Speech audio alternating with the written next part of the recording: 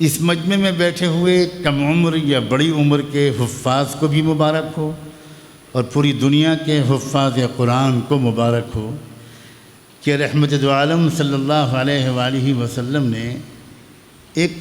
Award کا اعلان کیا ہے، ایک انعام کا اعلان کیا، جو سب سے پکی سند کی حدیث ہے اس سلسلے میں۔ اس میں یہ فرمایا گیا ہے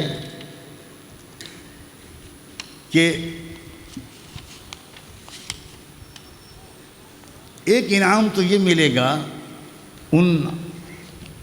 تمام لوگوں کو جنہوں نے حفظ قرآن کیا کہ ان کے ماں باپ کے سروں پر نور کے تاج رکھے جائیں گے۔ بچوں کو یہ شکایت ہو سکتی ہے کہ محنت ہم نے کی، انعام ہمارے اماں ابا کو مل رہا ہے جو روزانہ آئس کریم کھا رہے ہیں، اور ہم مدرسے کا کھانا کھا کر حفظ کر رہے ہیں اور ہمارا کوئی ذکر ہی نہیں۔ بچوں، اللہ میاں سے جلدی سے ناراض نہ ہوا کرو، بدگمان نہ ہوا کرو۔ دیکھو کتنے باریک اشارے ہیں ہر معاملے میں۔ اکثر جو بچے حفظ کرتے ہیں وہ بچے اپنے چوائس اور فیصلے سے حفظ نہیں کرتے، ماں باپ کے فیصلے اور چوائس سے حفظ کرتے ہیں۔ ان کے ماں باپ یہ فیصلہ کرتے ہیں کہ میرا بچہ حافظ بنے گا۔ میرے والد ماجد رحمۃ اللہ علیہ کہا کرتے تھے کہ کوئی شخص اپنے بیٹے کو عالم بنائے،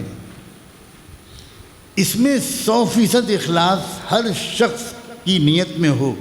جو اپنے بیٹے کو عالم بنائے، یہ یقین سے نہیں کہا جا سکتا، لیکن یہ بات یقین سے کہی جا سکتی ہے کہ جو اپنے بیٹے کو حافظ بناتا ہے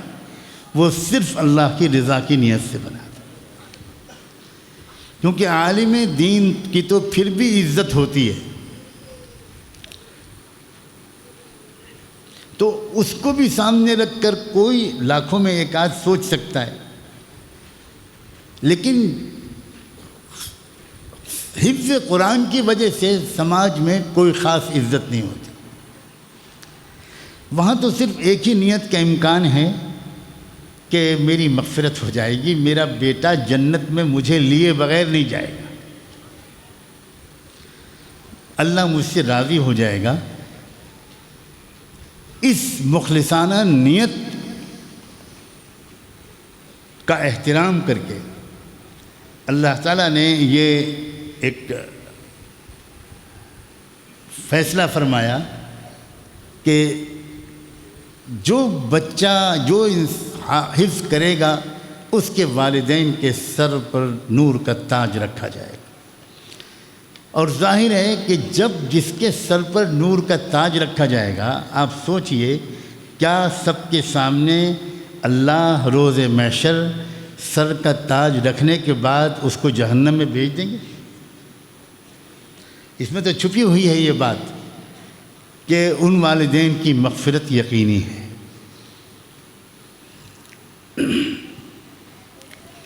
پھر ایک اور انعام کہ ان حافظوں سے یہ کہا جائے گا کہ کم سے کم 10 لوگ جن کو تم چاہو ان کو اپنے ساتھ جنت میں لے کر جاؤ، کوئی حساب و کتاب، سب میں بند کر دوں گا، کوئی ان کا حساب و کتاب نہیں ہوگا، اور وہ تم ان کو جنت میں لے کر جا سکتے ہو۔ بعض احادیث میں تعداد زیادہ بھی آئی ہے، لیکن میں بالکل وہ حدیث چن رہا ہوں جس کی سند میں ادنا درجے کا شبہ کرنے کی گنجائش نہیں۔ ایک اور بات ہے جو شارحین حدیث نے یقیناً کچھ اشارات سے لے کر لکھی ہے، وہ یہ کہ اگر اس کے رشتہ داروں میں کوئی ایسا شخص تھا جو اس بچے کے حفظ کرنے پر خوش نہیں تھا، طنز کرتا رہتا تھا، جملے کستا رہتا تھا، بچوں کے ماں باپ سے کہتا رہتا تھا کہ کیا تم نے اس کو بچے کو کدھر بھیج دیا، کانوینٹ اسکول میں بھیجتے، یہ ہوتا وہ ہوتا، اب بچہ حفظ کر کے کیا کرے گا؟ جو لوگ ہمت توڑنے والے جملے کہتے تھے، طنز کرتے تھے، مذاق اڑاتے تھے، اللہ تعالیٰ قیامت میں پابندی لگا دے گا کہ بچے ایسے کسی شخص کی سفارش تم نہیں کر سکتے، میں اس کو نہیں بخشوں گا جو میری کتاب کے حفظ کو مذاق کا موضوع بناتا تھا، جو حفظ کی اور حافظ کی توہین کرتا تھا اور دل شکنی کرتا تھا، ہمت شکنی کرتا تھا، وہ چاہے کوئی بھی تمہارا ہو، اس کی سفارش میں قبول نہیں کروں گا۔ میں تو ان بندیوں کی سفارش کو قبول کروں گا جو تم کو پیار کرتے تھے، تمہاری قدر کرتے تھے، تمہیں محبت کی اور رشک کی اور عزت کی نظر سے دیکھتے تھے، ہمت بڑھاتے تھے، تمہاری اور تمہارے والدین کی مبارکباد دیتے تھے کہ بھئی واہ کیا بات ہے، تم نے بہت ہی اچھا فیصلہ کیا، بہت صحیح فیصلہ کیا۔ اس لیے حفظ کرنے والے بچوں کے تمام رشتہ داروں کو چوکنا ہو جانا چاہیے، ان کے حاشیے خیال میں یہ بات نہیں آنی چاہیے کہ یہ فیصلہ غلط ہوا ہے۔ انہیں تو محبت اور رشک کی نظر سے ان بچوں کو اور ان کے والدین کو، ان کے سرپرستوں کو دیکھنا چاہیے۔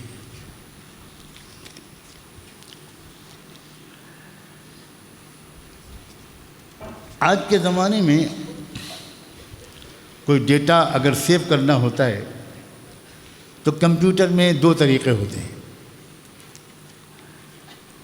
ایک تو ہارڈ کاپی ہوتی ہے اور ایک سافٹ کاپی ہوتی ہے۔ اللہ کا کلام دونوں طریقے سے اللہ تعالیٰ نے محفوظ کرنے کا فیصلہ فرمایا ہے۔ یہ لکھا ہوا، چھپا ہوا قرآن مجید جو ہمارے ہاتھ میں ہوتا ہے، یہ اللہ کے کلام کی ہارڈ کاپی ہے، اور حافظوں کے سینے میں یہ جو قرآن ہوتا ہے اللہ کا کلام، یہ اللہ کے کلام کی سافٹ کاپی ہے۔ ڈیٹا کہیں سی ڈی میں سیو کیا جاتا ہے، ڈسک میں سیو کیا جاتا ہے، تو اللہ تعالیٰ نے انسانوں کے دلوں میں اور شاید امت محمدیہ کے افراد کے دلوں میں خاص طور پر وہ ایسی ہارڈ ڈسک فٹ کی ہوئی ہے، ایسی سی ڈی اور ایسی ڈسک فٹ کی ہوئی ہے جس میں بہت بڑے ڈیٹا کو سیو کرنے کی صلاحیت ہے، لمبے چوڑے تفصیلی ڈیٹا کو سیو کرنے کی صلاحیت ہے۔ اگر اللہ تعالیٰ نے انسانوں کو یہ صلاحیت دے دی کہ ایک چھوٹے سے پین ڈرائیو میں، ایک چھوٹی سی چپ میں بہت ہزاروں لائبریری سیو ہو سکتی ہے، تو وہ رب کریم محمد مصطفیٰ کی امتیوں میں کیا یہ خصوصی چپ فکس نہیں کر سکتا؟ کیا یہ صلاحیت نہیں عطا کر سکتا؟ ہر طرف ہم لوگوں کے سامنے اللہ کی قدرت اور رحمت کے گواہ حفاظ قرآن کی شکل میں بھی موجود ہیں۔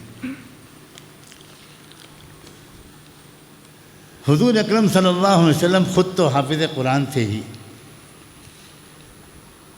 جن بچوں کو حفظ قرآن کی سعادت ملی دنیا میں کہیں بھی، انہیں یہ بھی محسوس کرنا چاہیے کہ ان کا ایک خاص رشتہ اپنے پیارے نبی صلی اللہ علیہ وسلم سے اس دن جڑ گیا، بن گیا، جس دن ان کا حفظ قرآن مکمل ہوا۔ بہت خاص رشتہ ہے حفاظ قرآن کا غیر حفاظ کو حضور اکرم صلی اللہ علیہ وسلم سے، اور رشتے ان کے ہوں گے، لیکن یہ جو حافظ قرآن والا رشتہ ہے یہ تو صرف انہی کو ملتا ہے جو حافظ قرآن بنتے ہیں۔ بلا شبہ حضور اکرم صلی اللہ علیہ وسلم کے قلب و دماغ سے، آپ کے جسم و روح سے ایک خاص رشتہ ان سب بندوں اور بندیوں کا بن جاتا ہے جن کے سینے میں اللہ کا کلام محفوظ ہو جاتا ہے۔